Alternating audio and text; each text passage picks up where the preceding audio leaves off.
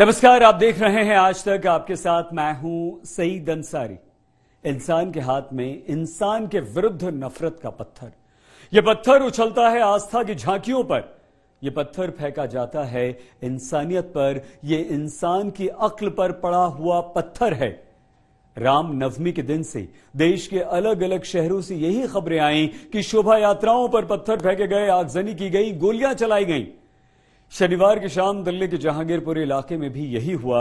दिल्ली के जहांगीरपुरी में हनुमान जयंती की शोभा यात्रा निकाली जा रही थी, लेकिन यहां पहले कहासुनी हुई, फिर तनातनी बढ़ी और उसके बाद पत्थर चले, आगजनी हुई, स्थिति बेकाबू हो गई। देखते ही देखते दंगा भड़क गया, तलवारें लहराई गईं, गोली तक चली। जय हनुमान ज्ञान गुण सागर, जय कपीस तिहु लोक उजागर।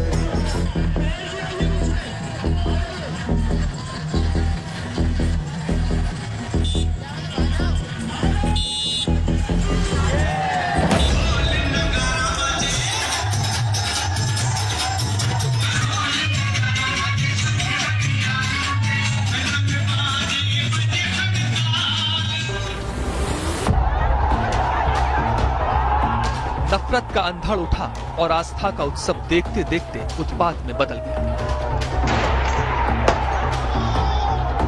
दिल्ली के जहांगीरपुरी में शनिवार की शाम हनुमान जयंती की शोभा यात्रा पर दंगा भड़क उठा। तो बच्चे आ रहे हैं, देखो आपके। ये देखो कर दिया, वो देखो, ये देखो, वो देखो उसको मार रहा है, देखो ये देखो, वो मुंह तोड़ रहा है, देखो पाकिस्तान है भाई, ये पाकिस्तान। ये देखो देखो गाड़ी तोड़ रहा है, कैसे गाड़ी तोड़ रहा है, किस गाड़ी तोड़ रहा है, पाकिस्तान है भाई ये। भाईचारे का नारा पत्थरों तले दब कर रह गया। तलवारें लहराई गईं, गोलियां चलाई गईं।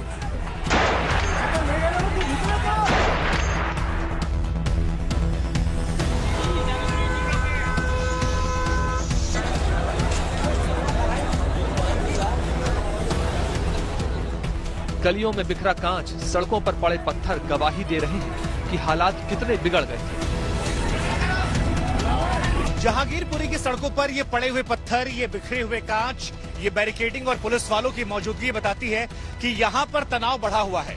लेकिन जैसे जैसे दोपहर में आसमान का पारा बढ़ता जा रहा है, पुलिस वालों की मौजूदगी की वजह से यहाँ का जो तनाव का पारा था वो कम होता जा रहा है। पथराव के, हिंसा के, तलवारें लहराने और गोली चलाने के सैकड़ों वीडियो जहांगीरपुरी से आए हैं। ये जहांगीरपुरी हिंसा का अब तक का सबसे खौफनाक वीडियो है। ये वीडियो जहांगीरपुरी के उसी सी ब्लॉक के कुशल चौक के आसपास का है, जहां से पथराव शुरू हुआ था। ये वीडियो उस वक्त का है जब हालात बेकाबू हो चुके थे, नफरत की आग भड़क उठी थी। एक गाड़ी जिस पर तिरंगा लगा था वो आगे आगे चल रही थी और उसके पीछे दौड़ती भीड़ पथराव कर रही थी। और ये गाड़ी सब तोड़ दी इनने तो। वीडियो जिस शख्स ने बनाया वो खुद बोल रहा है कि गोलियां चल रही हैं।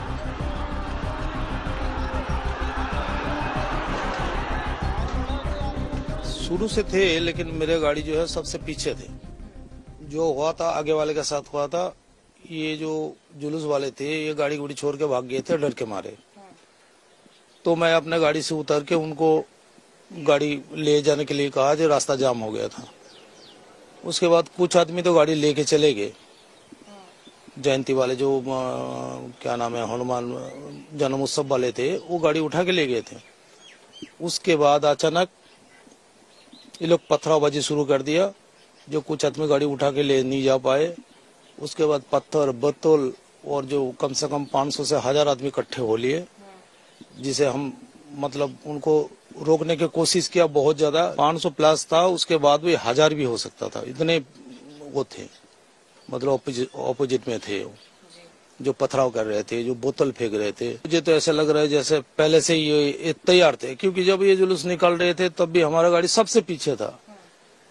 तो दोनों साइड से गाली गलौज हमसे कर रहे थे, बहुत ज्यादा उल्टा सीधा बोल रहे थे। लेकिन हम अनसुना करके हमने सोचा जितना जल्दी ये निकल जाए यहाँ से, लेकिन पूरा निकलने भी नहीं पाया। वो लास्ट वाले में बिल्कुल ऐसा कर दिया जो कुछ कहा नहीं जा सकता उस टाइम क्या हुआ। पुलिस एफआईआर के मुताबिक कहासुनी से भड़की चिंगारी देखते देखते आगजनी तक पहुंच गई। एफआईआर में लिखा है कि शाम 6 बजे शोभा यात्रा जहांगीरपुरी के जामा मस्जिद पहुंची। अंसार नाम का आदमी 4-5 साथियों के साथ पहुंचा। अंसार ने शोभा यात्रा में शामिल लोगों से बहस की। बहस करने के बाद वो लौट गया। उसके बाद अचानक भीड़ जमा हुई, झगड़ा बढ़ा और पत्थरबाजी शुरू हो गई। भीड़ की तरफ से फायरिंग भी की गई।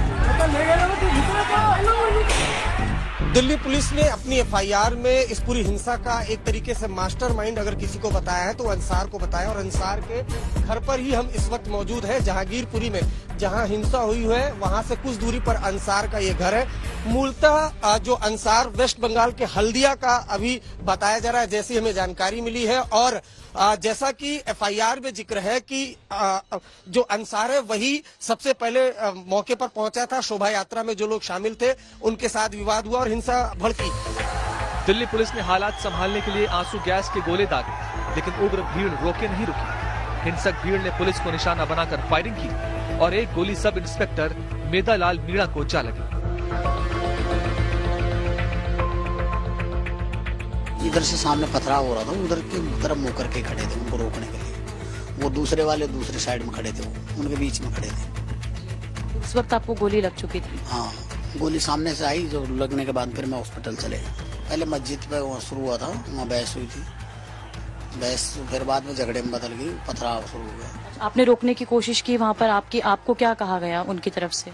नहीं, उनको सारा को धक्का दे दे के पीछे कर रहे थे, लेकिन वो फिर भी मान नहीं रहे थे, आगे बढ़ते आ रहे थे। जो जीप लोग साइड वाले थे उनकी तरफ, वो उधर से बढ़ते आ रहे थे। दोनों के बीच में पुलिस थी। कितनी देर चला है पूरा घटनाक्रम? कम से कम आधा पौना घंटे के बाद। 16 अप्रैल की शाम जिस चौराहे पर दंगा भड़का, अब वहां कड़ी सुरक्षा है। एक बार हम आपको तस्वीरों के जरिए समझाते हैं। उधर देखिए, वहां पर आपको जो ये मस्जिद नजर आ रही है, बताया जा रहा उधर से ही कल शोभा यात्रा चल रही थी। तीसरी बार जब शोभा यात्रा आती है तो यहां पर विवाद होता है।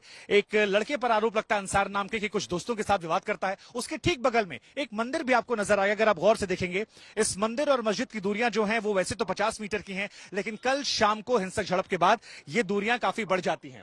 अब समुदाय विशेष की तरफ से कहा जा रहा है कि उनकी मस्जिद के पास कल वहां पर नारेबाजी हुई, जिससे आक्रोशित होकर उन्होंने ये हमला किया। उन्होंने यहां पर इस हमले को आगे बढ़ाया।